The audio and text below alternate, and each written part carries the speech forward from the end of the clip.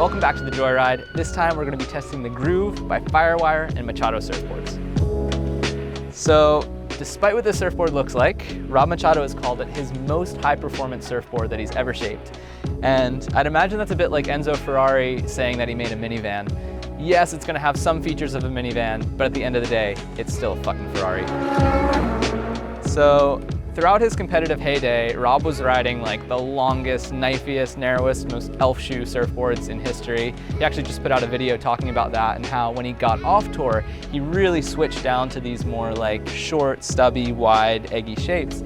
And he felt that that really opened up new avenues of his surfing.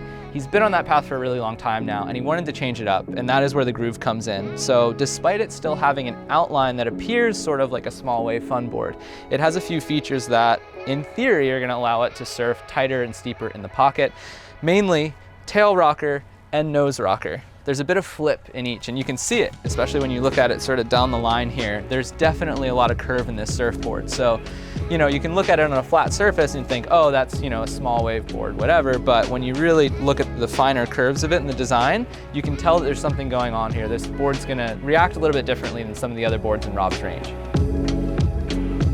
So the goal here is to find out if a board that looks like this, you know, wider, shorter, fatter, can actually surf in critical parts of the wave. And yeah, maybe this is the new rebirth of Rob. Maybe he's gonna go long and skinny again.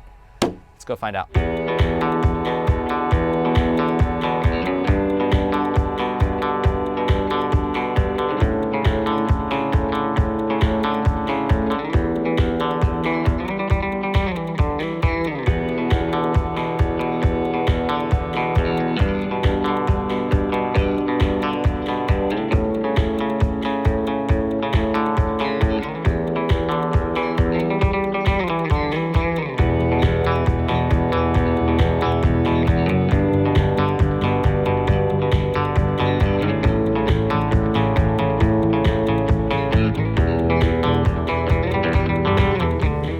First session on the Groove, done and dusted, and what I learned about this surfboard from this session in, you know, average chest-high surf is essentially that despite what it looks like, it is not made for that type of wave.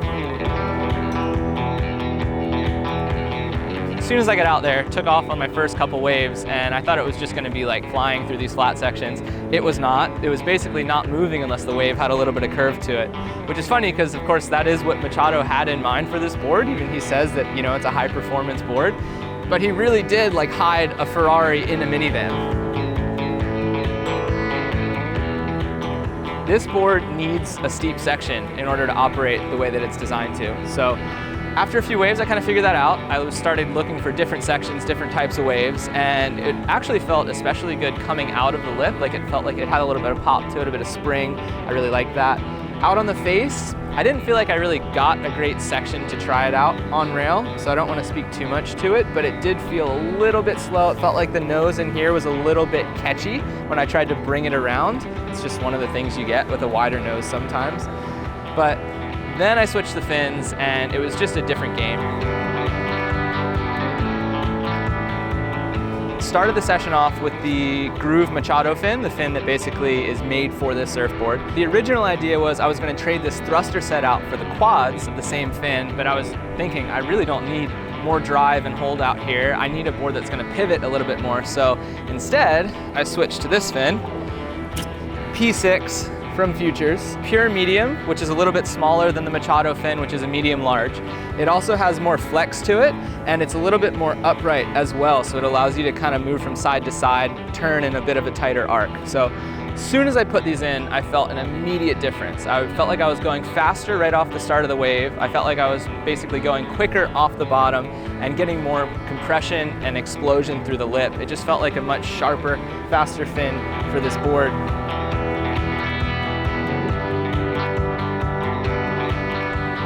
I feel like I had a few things working against me out there, even beyond the waves. Like, first of all, this board's just a little bit big for me. It's like 2 liters bigger than my normal board.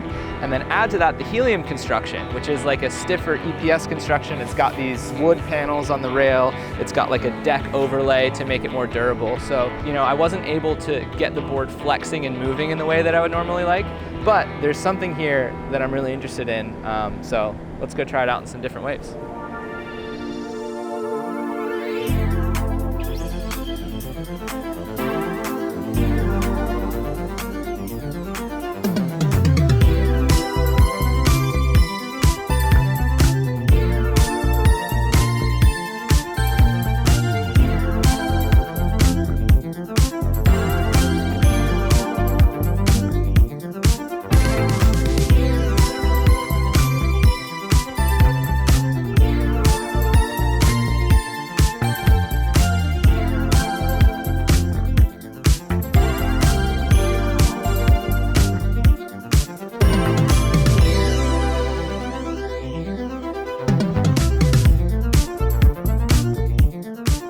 Wow, that was quite a day. I spent a lot of hours and a lot of energy paddling very hard and going straight. That was seriously one of the best days of surfing that I've ever had, especially in my home state of New Jersey, and I did it on the Groove.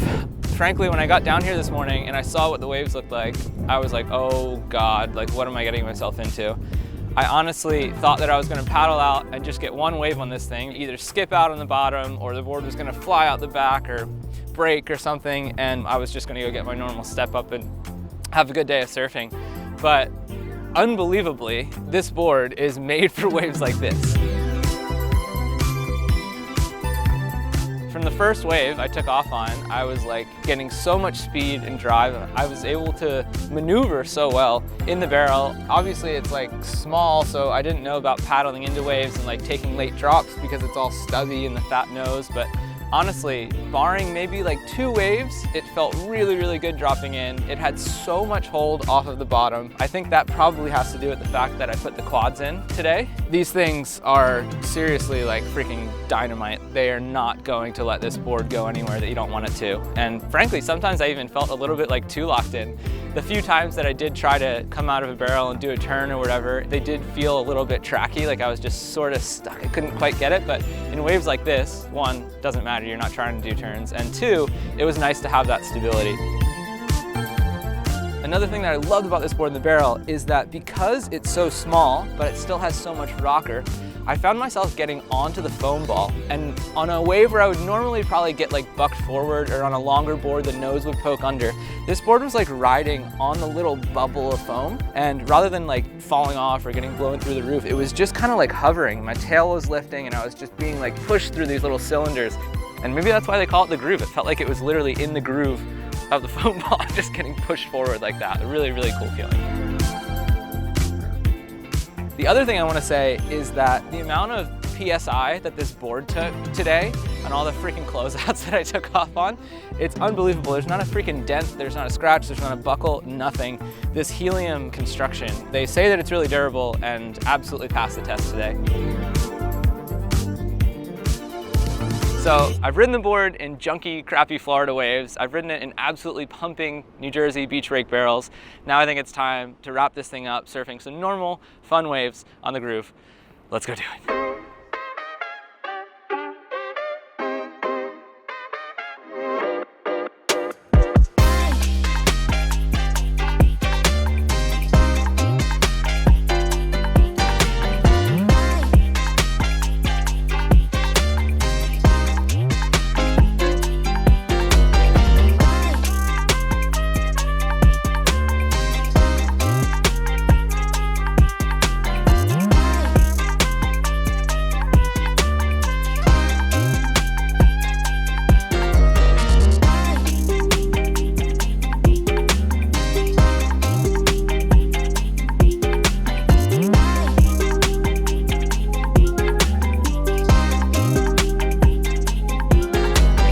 So last session on the Groove, all done. Found a super fun little beach break near home. Pretty much had everything that this board wants, really. It had little tubes, of course, but also it had a nice steep cuppy section, which when this board got into that sort of thing, I finally got to open up on a carve, which felt really nice. It felt great in the lip. It was also really quick in transition for a board that's like a little bit bulkier and wider.